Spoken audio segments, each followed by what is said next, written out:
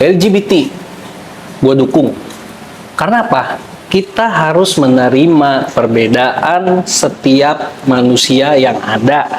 Jadi dalam artian setiap orang punya pilihannya masing-masing dan kita harus saling menghormati.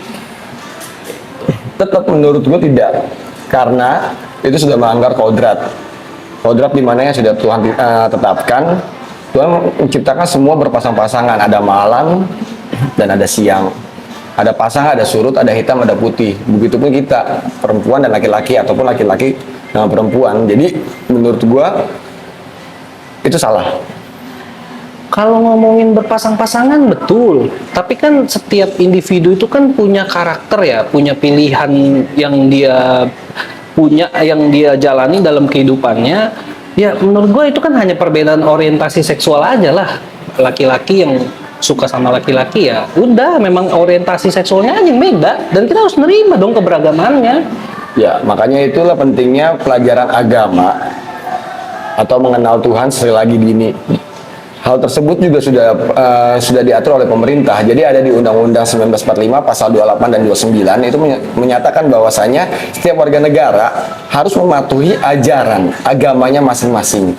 Dan kebetulan di agama Islam itu melarang keras namanya LGBT. Karena yang tadi gue bilang, Tuhan sudah menciptakan semua berpasang-pasangan demi kehidupan. Kenapa demi kehidupan? Karena menurut gue saat berpasang-pasangan perempuan dan laki-laki, siang dan malam, itu menimbulkan sebuah kehidupan. Tapi kita juga nggak boleh lupa, selain Tuhan menciptakan berpasang-pasangan untuk penghidupan, Tuhan juga menciptakan rasa ataupun emosional yang ada.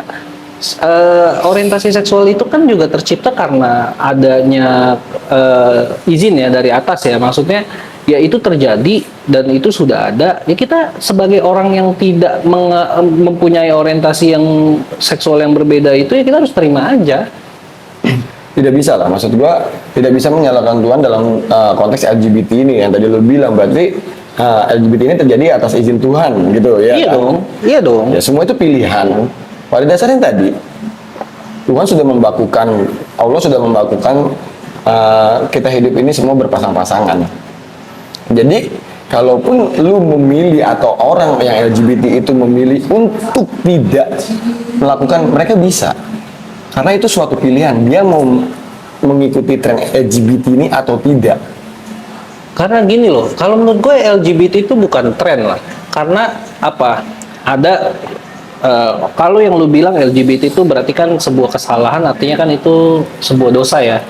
Nah, dosa itu kan juga jenisnya banyak ya. Ya mungkin salah satu pilihan yang dia terima untuk dosa dalam kehidupannya ya LGBT itu. Karena apa? Gimana dengan orang yang minum-minuman keras? Gimana dengan orang yang suka judi? Itu kan dilarang juga sama agama. Tapi maksud gua, apakah kita harus sekeras itu sama orang tersebut? Kan enggak. Ya kesalahannya terbesar adalah orang-orang yang LGBT ini meminta kesetaraan, meminta LGBT ini diakui oleh negara nasional maupun internasional. Itu kesalahannya. Salahnya di mana dia minta pengakuan itu? Karena apa? Memang itu ada fenomenanya dan memang itu rasanya juga ada gitu. Setiap orang, gue yakin deh, dari beberapa survei yang ada itu banyak orang yang sebetulnya punya orientasi seksual yang beda, tapi cuma nggak ngungkapin aja. Ya kalau kita nggak usah berbicara tentang negara lain dan negara Indonesia saja ya, yang tadi gue udah sampaikan di awal bahwa sudah diatur dalam Undang-Undang Dasar 1945 pasal 28 dan 29. Di situ menyebutkan bahwa kita harus taat terhadap ajaran agama kita masing-masing. Yang tadi gue jelasin sekali lagi bahwasanya Islam melarang hal itu terjadi. Iya kan? Jadi kalau memang lu tadi bilang apa salahnya kalau minta disetarakan, ya salah karena memang anutan dari pemerintah kita, Undang-Undang 45 itu menyatakan kita harus mengikuti agama kita masing-masing, dan kebetulan kita di sini mayoritas Muslim, Islam, yang mana itu melarang, itu dilanggar, ya kita akan menolak lah. Dan kita wajib menolak. Apa sih maksudnya? Mereka berkampanye yang pentingnya punya cinta kasih. Iya kan, cinta kasih itu menimbulkan sesuatu yang baru. Cinta kasih itu menimbulkan suatu kehidupan. Ibaratkan, lu menyiram tanaman, lu cinta kasih terhadap tanaman, lu siramin tanaman. Ya kan, tanaman itu tinggi, akhirnya tumbuh. Begitupun hewan, lu cinta kasih kepada hewan, lu kasih makan dan dia berkembang biak. Kalau tadi lu bilang iya, tapi kan itu tentang nafsu. Ya itu mereka hanya punya cinta tapi tidak punya kasih. Karena cinta itu tidak komplit tanpa kasih. Cinta itu berhubungan dengan sifat emosi. Kalau kasih, dia ingat kasih itu yang maha pengasih. Dia ingat ketuhanan. Jadi cinta kasih. Saat dia mau melakukan sesuatu, dia ingat ada cinta dan kasih. Ada yang mana namanya partnya dia di cinta itu emosi seseorang, tapi ada partnya kasih yang di situ ya partnya Tuhan. Itu harus dilihat. Kalau memang orang-orang LGBT ini hanya berdasarkan cinta, yes, karena dia hanya menggunakan emosional saja, tapi dia tidak kasih. Karena apa?